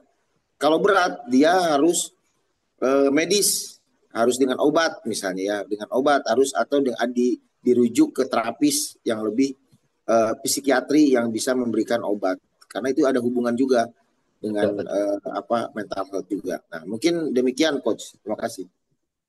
Baik, terima kasih banyak. Nah, ini kalau praktisi memang seperti itu ya Bapak izin. Oke, sebelumnya di pertemuan sebelumnya juga sudah sempat disampaikan berkaitan dengan ya peran dari baik itu bimbingan, konseling, kemudian psikoterapi. Nah, untuk kasus-kasus yang memang tingkatannya ataupun sudah perlu penanganan dalam hal rehabilitasi, tentunya tidak bisa dilakukan konseling.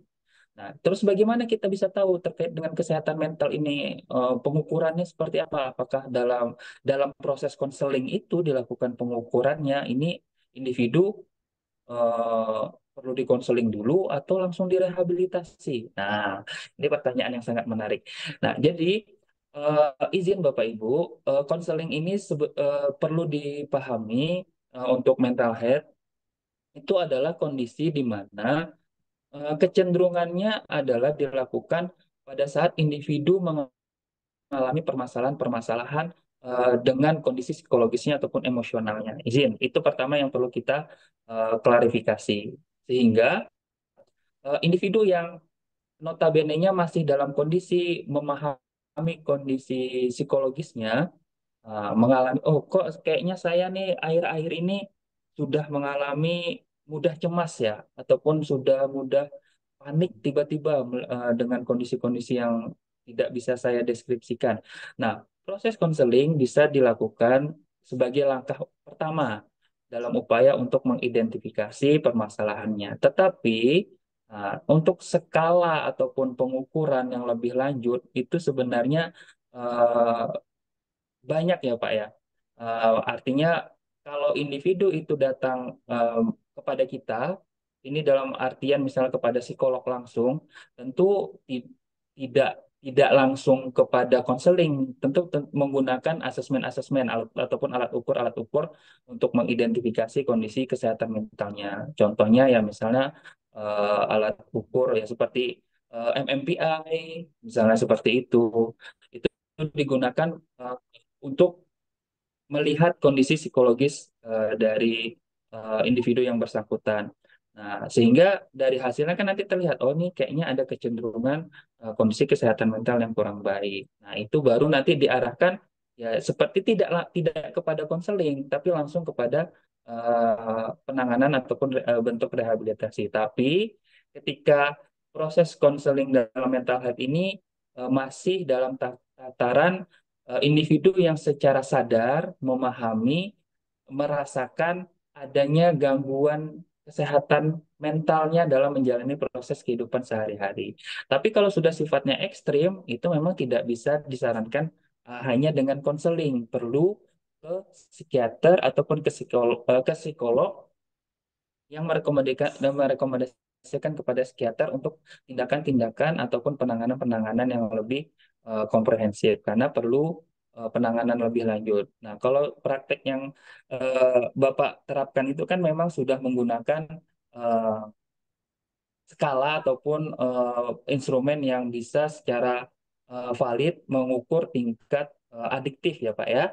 Adiktif dari individu yang karena dalam hal ini sudah kasuistik memang memang pengguna narkoba seperti itu kan untuk menjalankan rehabilitasi. Nah, kalau untuk konseling kesehatan mental sendiri bukan notabene seperti itu, tetapi ini adalah bentuk upaya yang bisa dilakukan eh, dalam mengatasi kondisi-kondisi kesehatan mental seseorang yang sedang mengalami permasalahan. Nantinya, jika dalam beberapa sesi tidak bisa terselesaikan, tentunya kita artinya tidak secara umum bisa menyelesaikan permasalahannya, bisa merekomendasikan, bisa merujuk, ataupun bisa mengarahkan. Oh, kondisi Bapak sepertinya ini perlu bantuan ataupun penanganan yang lebih intensif. Saya sarankan untuk berkonsultasi dengan psikolog ataupun dengan psikiatri langsung agar bisa mendapatkan penanganan yang lebih baik. Karena proses konseling di sini yang kita sedang bahas ataupun yang sedang kita diskusikan memang masih dalam tataran di mana konseling itu dilakukan untuk mengatasi permasalahan-permasalahan kondisi kesehatan mental yang masih ringan dan masih bisa diselesaikan dalam tindakan konseling tadi. Mungkin itu Bapak yang bisa saya lakukan ataupun saya berikan tanggapan. Harapannya ya memang ke depannya itu sudah ada Pak instrumen-instrumennya, tapi berkaitan dengan kesehatan mental kan sebagaimana di pertemuan sebelumnya bahwa eh, Kalau individu itu sudah merasa tidak nyaman ataupun merasa dalam menjalani aktivitasnya sehari-hari ada kondisi-kondisi yang dirasakan risih, individu itu sebenarnya sudah merupakan orang yang eh, sehat secara mental. Karena apa? Karena dia bisa mengetahui kondisi emosionalnya dan butuh penanganan untuk mengatasi permasalahan. Nah, itu makanya kita berupaya dalam hal ini, sebagaimana saya sampaikan di awal, konseling itu salah satu bentuk layanan kita untuk menjaga kondisi kesehatan mental eh, klien ataupun konseling kita. Nah, kalau memang dalam prosesnya ternyata kita mengidentifikasi, kita akhirnya mengetahui, oh ini sepertinya kondisinya sudah perlu penanganan lebih lanjut, ya. Kita jika sebagai individu yang tidak kompeten, ya itu jangan juga Pak, coba-coba, udah Pak ini terapi aja dengan saya gini-gini segala macam. Ya, tentu ya, itu tadi konteks profesionalnya tidak dapat. Kita perlu merujuk, perlu mengarahkan kepada konseling kita untuk lebih lanjut di rehabilitasi ataupun kepada psikolog ataupun psikiater untuk mengatasi permasalahan. Mungkin itu Bapak, semoga bisa membantu dan memberikan jawaban dari pertanyaan. Terima kasih. Baik, terima kasih kami ucapkan kepada Bapak Luliana ya atas pertanyaannya. Kasih banyak ya Bapak ya dan juga Coach Rio sudah menjawab. Ya, langsung aja Coach kita beranjak ke pertanyaan ketiga Coach ya. Ya, keempat maksud saya. Silakan Ibu Rizky Utami Bu. Ya, silakan Ibu. Ya, Bismillahirrahmanirrahim. Terima kasih banyak kesempatannya. Terdengar ya, Coach ini? Jelas. Jelas? Sangat jelas Bu. Ya, baik. Sebelumnya saya Rizky. Sekarang saya berkiprah di salah satu pesantren gitu, Coach ya. Tadinya latar belakang saya bidan sebetulnya. Bidan, jadi sempat mempelajari juga dulu tentang KIPKA ya, mata kuliah KIPKA dulu belasan tahun yang lalu gitu ya ketika kuliah. Kemudian sekarang saya sedang kuliah lagi ikut pasca sarjana Magister Pendidikan. Rencananya ingin ngambil konsentrasi bimbingan konseling Islam begitu. Jadi ini saya mengikuti acara ini juga sebetulnya sebagai persiapan mungkin ya untuk kuliah gitu. Karena sekarang kebetulan sedang libur kuliahnya selama beberapa bulan, jadi saya ambil kelas ini. Alhamdulillah, terima kasih banyak untuk semua ilmu yang sudah diberikan. Ada 3 pertanyaan gitu ya. Ini ada 3 pertanyaan. Sebetulnya begini Coach, saya sekarang ini kan menangani santri yang usianya lulusan SMA. Jadi sudah dewasa sebetulnya mereka gitu ya, khususnya yang mahasantriwati. Nah, yang pertama yang ingin yang saya tanyakan adalah berkaitan dengan konselornya atau saya sendiri. Terkadang ketika memang permasalahan santri itu kan ya mereka bercerita ke kita gitu ya. Mereka bercerita ke kita menumpahkan berbagai macam masalahnya kepada kita. Nah, itu terkadang kitanya penuh sendiri gitu. Nah, mungkin ada saran atau bagaimana selama ini kan Coach Dwi melakukan banyak konseling gitu ya kepada klien-kliennya itu seperti apa untuk kita konselornya supaya tetap fit gitu ya ketika justru malah terkadang kepikiran apalagi kan santrinya tinggal dengan kita ya coach gitu jadi kepikiran oh iya si Anu begini sebelum tidur kepikiran si itu gitu belum lagi kan permasalahan rumah tangga dan lain-lain. Itu terkadang kitanya juga kepenuhan gitu. Kepikiran si Anu gimana gitu ya. Ketika si permasalahan santri itu belum selesai, kita ikut kepikiran karena mungkin saya pribadi merasa sebagai ibunya mereka kan gitu ya di sini. Itu yang pertama. Kemudian yang kedua berkaitan dengan memberikan solusi secara langsung. Nah, biasanya Mahasantriwati itu justru bertanya bagaimana ya Ustazah gitu. Saya harus bagaimana gitu. Nah, saya pernah juga mendengar tadi teori yang coach katakan bahwa kita mengarahkan begitu ya. Apa yang sudah kamu lakukan? Nah, biasanya saya bertanya begitu. Apa yang sudah kamu lakukan untuk menangani permasalahan yang kamu alami? Nah, setelah mereka menyampaikan, saya menyampaikan solusi yang menurut pendapat saya. Nah, apakah seperti itu tuh sudah benar atau bagaimana? Itu yang kedua. Nah, kemudian yang ketiga, selama ini permasalahan santri yang saya apa namanya tangani itu sudah mungkin ada 3 lah ya yang saya rasa itu saya rujuk gitu ya. Jadi saya sarankan mereka ke psikiater.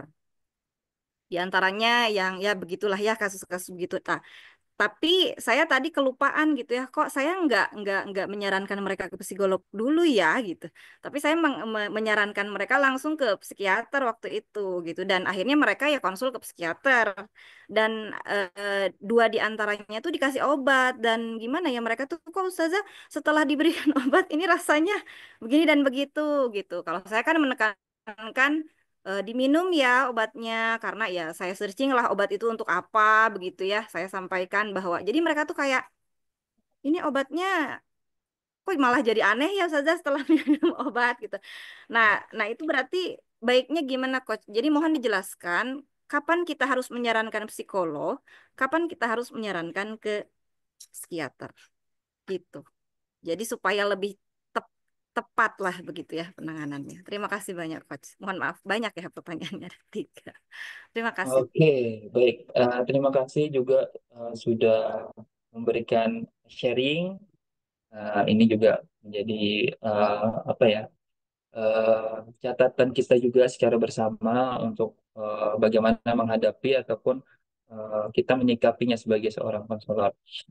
Oke, saya coba jawab satu-satu ya. Pertama terkait dengan bagaimana ya cara ataupun upaya kita sebagai konselor itu sendiri untuk bisa tetap fit ataupun tetap bisa eh, profesional lah dalam hal ini ya, dalam memberikan layanan konseling itu sendiri. Jadi memang eh, itulah beban-beban yang menjadi kita tuh ternyata menjadi apa ya tong sampahnya, menjadi eh, tempat meluapkan eh, emosinya. Apalagi mungkin di pesantren itu lingkungannya juga memang sedemikian rupa banyak santriwan-santriwatinya yang mengalami ataupun mendapatkan tekanan-tekanan tersendiri karena ya dari yang beberapa saya lihat itu kadang mereka bukan atas dasar kemauan sendiri dan ya mungkin karena orang tua dan lain sebagainya yang akhirnya ketika mereka menjalani prosesnya mereka merasa berat, merasa terbebani. Akhirnya ya itu tadi muncul banyak kondisi-kondisi psikologis yang akhirnya ya mungkin cemas, jadi malah malas dan lain sebagainya. Nah, gimana kita sebagai konselor itu supaya bisa tetap menjadi pendengar yang baik, bisa menjadi ya tempat tempat curhat ataupun tempat meluapkan permasalahan kondisi emosional konseli dengan tetap baik. Nah, jadi kalau saya pribadi memang kembali lagi eh, kita sebagai seorang konselor itulah konsekuensi kita. Pertama itu. Kemudian berikutnya ya berupaya semaksimal mungkin untuk profesional dalam hal ini objektif dalam tiap memberikan layanan. Mungkin ya saking seringnya, saking banyaknya eh, permasalahannya mungkin sama antara beberapa eh, konseli yang datang ke kita. Akhirnya ya kita merasa jenuh atau merasa oh kok ini lagi permasalahannya dan lain sebagainya. Apa memang nggak bisa ngatasin atau dan lain sebagainya. Nah, jadi memang harus bisa secara pribadi kita apa keluar dari frame itu ataupun tidak memaksakan diri kita untuk bisa menyelesaikan. Kita hanya sebagai fasilitator, kita hanya berupaya menjadi mediator eh, dalam menyelesaikan permasalahan yang dihadapi oleh konseli kita. Nah, titik jenuh itu wajar ya. Kita juga sebagai konselor itu manusia gitu kan. Mungkin ya kita juga punya masalah, kita juga punya beban pikiran, kita juga punya tanggungan dan lain sebagainya. Tapi kalau sudah perannya kita di situ melaksanakan konseling dan kita sebagai konselor ya mau tidak mau tentunya kita harus bersikap ya tadi profesional, sehingga bisa memberikan layanan konseling dengan sebaik mungkin. Jadi kalau tipsnya ya bagi saya ataupun mungkin nanti bisa diterapkan juga, ya sebisa mungkin dalam proses konseling ya kita tidak eh, subjektif dalam memberikan penilaian. Atau misalnya gini, ih, kayaknya kamu saya juga punya masalah di situ gitu kan misalnya. Saya aja belum selesai lagi dengan masalah saya yang sama dengan kamu alami, misalnya seperti itu. Ya kita juga tidak mengutarakan itu. Gimana kita mau membantu menyelesaikan masalah konseli kita kalau ternyata kita juga belum selesai dengan masalah diri kita sendiri. Seperti itu. Mungkin saran saya begitu, tetap berupaya sebisa mungkin untuk menjadi konselor yang baik, tetap menjadi pendengar yang baik. Kalau semisal datang konseli di saat yang tidak tepat, mungkin lagi moodnya konselornya nggak baik atau lagi banyak beban pikiran, sulit untuk objektif, sebaiknya oh izin mungkin nanti kita tunda saja dulu pertemuannya, coba di lain waktu dibuat janji di lain waktu sehingga proses konseling bisa lebih kondusif ketimbang dipaksakan. Kan saya sudah anu ya ya udah ayo sini konseling sama saya udah. Nah, itu kan akhirnya dalam prosesnya kita tidak bisa eh, profesional. Kita tidak bisa berperan sebagai konselor yang baik karena ya kita sendiri tidak kondusif kondisi emosionalnya. Bagaimana kita bisa memberikan citra ataupun memberikan ya pembawaan yang bisa membuat konseling merasa nyaman. Nanti begitu prosesnya, "Ih, kok kayaknya ibu nih nggak senang lah mendengarkan cerita saya atau curhatan saya." Akhirnya kan dia jadi eh, tidak lepas menceritakannya, malah menjadi segan ataupun menjadi tidak banyak informasi yang bisa dia ungkapkan. Mungkin itu untuk pertanyaan pertama yang bisa saya berikan ke tanggapan ataupun jawaban. Kemudian pertanyaan berikutnya, ini dalam prosesnya terkadang malah konseling itu yang mau to the point. Jadi solusinya apa nih dengan masalah saya? Saya harus gimana nih? Misalnya seperti itu ya. Itu lumrah terjadi dalam proses konseling. Kadang ada konseli yang memang eh, dalam prosesnya itu ingin secara khusus ya mendapatkan solusi saja dari konselor terhadap permasalahannya. Tapi kembali lagi idealnya eh, tingkat keberhasilan dalam proses konseling itu bisa dilihat dari bagaimana dalam prosesnya konseli bisa menemukan solusi terbaik yang bisa dia lakukan untuk mengatasi permasalahan yang sedang dihadapi. Nah, itu idealnya. Sehingga dalam membuat komitmen, dalam menerapkan komitmen dari solusi yang dihadapi, tentu dia eh, lebih termotivasi, lebih eh, senang melakukannya. Kenapa? Karena dia membuat solusi itu berdasarkan apa yang dia bisa, apa yang dia mampu. Khawatirnya kalau misalnya kita secara pribadi memberikan solusi-solusi, oh ini kan kayaknya masalahnya sama aja dengan yang kemarin nanya. Coba aja lah pakai solusi yang dia ada. Khawatirnya itu tidak bisa memberikan dampak ataupun efek yang signifikan. Akhirnya nanti akan banyak sesi-sesi konseling yang dilakukan karena memang ya dia oh nggak bisa Bu ternyata saya bikin daily activity orang saya aja kayaknya orangnya teledor dan lain sebagainya mau ada daily activity sudah dibuat tapi melaksanakannya nggak bisa karena ya itu tadi artinya kan memang itu tidak sesuai dengan eh, kemampuan ataupun potensi yang dia miliki ya akhirnya solusi yang disepakati ya tidak bisa memberikan dampak yang maksimal. Terus bagaimana kita sekiranya menyikapi untuk menghadapi konsel yang demikian? Tadi sudah sempat di-spill apa yang sudah pernah dilakukan untuk mengatasi permasalahan ini. Nah, itulah fungsi ataupun gunanya kita melakukan asesmen itu tadi.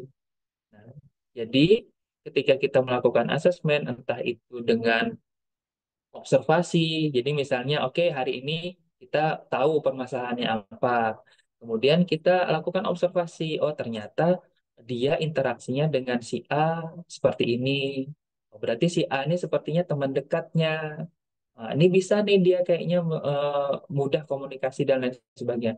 Nah, bisa dalam sesi berikutnya kita memberikan saran berdasarkan hasil pengamatan pengamatan kita. Eh, Kamu kira-kira ada nggak teman dekat yang biasanya sering di pesantren ataupun di pondok? Oh, ada ini. Kira-kira gimana interaksinya? Bisa nggak kalau misalnya eh, itu kita memberikan berdasarkan apa informasi yang sudah kita amati. Nah, kalau yang seperti itu tentu kan oh iya ada. Itu kan artinya dia akhirnya tahu ada sosok ataupun orang lain yang sebenarnya bisa membantu dia mengatasi permasalahannya. Itu bisa seperti itu dilakukan, tetapi ya bukan kita sendiri yang harus memberikan pilihan opsi ataupun pilihan solusinya. Nah, idealnya seperti itu. Jadi sedapat mungkin ataupun sebisa mungkin dalam proses konseling, ya itu tadi kita coba menggali potensi dari konseli, menggali kemampuan yang dimiliki oleh konseli supaya apa? Ya supaya memang dalam proses konseling, konseli itu sendiri bisa menemukan solusi dari permasalahan yang dihadapi. Karena ketika solusi itu diperoleh dari hasil eh, identifikasi ataupun arahan kita dalam memperkenalkan ataupun mendeskripsikan secara komprehensif kemampuannya akan membantu dia lebih percaya diri ataupun lebih meyakini bahwa oh sebenarnya saya bisa, tapi saya belum tahu aja bagaimana saya harus melakukan seperti itu. Mungkin itu untuk pertanyaan kedua. Kemudian untuk pertanyaan ketiga, nah ini yang memang banyak ataupun sering salah kaprah ya, bukan mungkin bukan salah kaprah ya, mungkin eh, pemahamannya belum belum begitu baik terkait dengan apa sih bedanya psikolog sama psikiater gitu ya. Jadi eh, secara umum saja, psikolog itu tentunya adalah misalnya seperti saya ini psikolog. Jadi memang dalam prakteknya ataupun dalam penanganan tindakan-tindakannya itu seorang psikolog lebih cenderung menggunakan pendekatan-pendekatan yang memang eh, dilatar belakangi ataupun mengharuskan dalam prosesnya itu untuk bisa mengetahui akar permasalahannya secara psikologis. Misalnya depresi, kita berupaya untuk menggali apa sebenarnya penyebab depresinya dengan metode-metode ataupun dengan pendekatan-pendekatan secara psikologis. Nah, itu berbeda dengan psikiater. Psikiater secara umum ya pemahamannya sama dengan pendekatannya dengan psikolog, tetapi dalam tindakannya ataupun dalam penanganannya itu menggunakan ataupun ya menggunakan obat-obatan sebagai salah satu sarana untuk membantu dalam proses penyembuhannya. Contohnya ya misalnya ya antidepresan dan lain sebagainya. Eh, Dikonsumsi dan lain sebagainya itu kan tujuannya ya untuk mengurangi tingkat kecemasan dan lain sebagainya. Cuman ya itu tadi efek samping dari penggunaan ataupun konsumsi obat-obatan yang sifatnya untuk penanganan psikologis itu memang biasanya ya eh, efeknya juga akan berbeda, kemudian ya dosisnya juga seperti yang mungkin sudah diketahui tadi, kok ada perasaan aneh mungkin ya dari ceritanya seperti itu, dan ya itu tadi eh, sarannya kalau misalnya kita eh, dalam upaya mengatasi permasalahannya jika memang masih memungkinkan dengan pendekatan-pendekatan secara psikologis, sebaiknya diarahkan terlebih dahulu ke psikiater, apa sih ke psikolog. Tetapi kalau sudah penanganannya itu tidak bisa dengan pendekatan psikologis, contohnya ya depresinya itu sudah sampai dia ingin dan pernah melakukan misalnya berupaya melukai diri sendiri, menyakiti diri sendiri. Nah, potensi-potensi itu yang memang harus segera ke psikiater. Untuk apa? Meredam yang itu karena kan kemarin saya sebutkan juga ada pengaruh hormonal dalam kondisi-kondisi kesehatan mental itu juga. Nah, perlu itu diarahkan ke psikiater. Untuk apa? Meredam itu dulu secara eh, ya secara fisiknya, maksudnya hormonalnya tadi untuk ditekan, barulah nanti penanganan secara psikologisnya diteruskan juga, misalnya ya dengan terapi-terapi CBT dan lain sebagainya itu bisa dilakukan. Karena itu tadi eh, intinya kalau kapan kita harus mengarahkannya ke psikolog, kapan harus mengarahkannya ke psikiater, kita bisa mengarahkan klien kita ataupun individu ke psikolog ketika memang masih bisa kondisinya kondusif ya untuk bisa menerima tindakan secara psikologis. Tapi kalau sudah tidak bisa melakukan tindakan secara psikologis, contohnya ya tantrum ataupun eh, ngamuk ataupun sudah tidak bisa menerima misalnya konseling ataupun pendekatan-pendekatan yang lain perlu ke psikiater dulu. Nah, gunanya psikiater itu apa? Itu tadi membuat individu yang mengalami tingkat depresi tinggi atau yang lain sebagainya tenang dulu sehingga proses dengan pendekatan psikologisnya bisa dijalankan.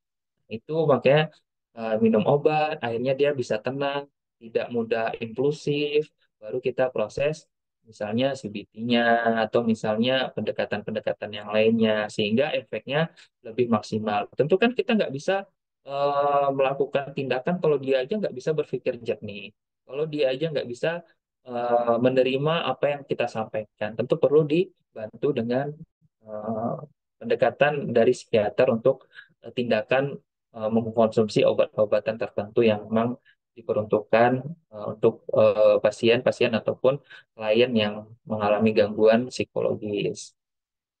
Jadi kalau misalnya dia masih bisa diajak ngomong, masih bisa diajak komunikasi, masih bisa diarahkan, nah sebaiknya ke psikolog terlebih dahulu. Tapi kalau sudah ekstrim, sudah mulai, oh itu si A kayaknya sudah mulai menyendiri, sudah mulai ya terindikasi ingin melukai diri sendiri atau melakukan tindakan-tindakan itu harus memang segera ke psikiater untuk ditindaklanjuti penanganan. Nah, itu bedanya antara psikolog dan psikiater. Mungkin ini bisa membantu juga secara umum memberikan pemahaman tentang ya seorang psikolog dan psikiater itu bedanya dalam penanganannya seperti ya, itu yang bisa saya sampaikan. Semoga bisa membantu memberikan jawaban dari pertanyaan yang diutarakan. Terima kasih. Terima kasih, Coach. Baik, alhamdulillah. Bagaimana Ibu Rizky Utami? Ada yang mau ditanyakan lagi, Bu? Atau ada yang mau diskusikan terkait selain dari tiga pertanyaan tadi, Bu? Kalau tidak ada, kita akan beranjak ke penanya berikutnya. Bagaimana, Bu? Cukup. Terima kasih banyak. Alhamdulillah. Baik, terima kasih Coach Dwi Sudaroji sudah menjawab banyak pertanyaan dari peserta. Ini Coach, izin dari kolom chat ada yang bertanya kembali dari Ibu Rina Anggraini, Coach. Ya, Silakan. baik. Pertanyaannya, ada kondisi ideal nggak, Coach, untuk melakukan konseling? Saat kapan atau dalam kondisi seperti apa? Baik. Nah,